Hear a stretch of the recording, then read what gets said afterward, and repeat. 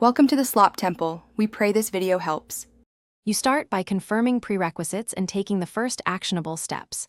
Power on Utopia 360, pair controllers, and launch the Only Way app.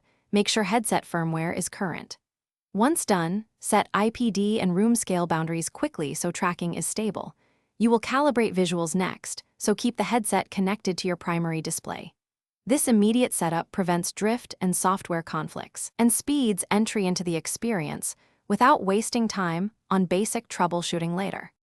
Now continue into the detailed execution.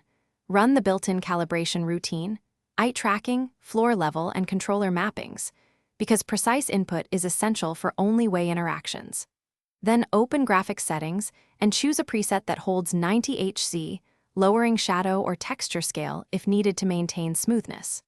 Once adjusted, confirm network latency under 30 ms for multiplayer modules and save a custom profile. Make sure to rerun controller binding after any setting change to avoid input mismatches during critical sequences.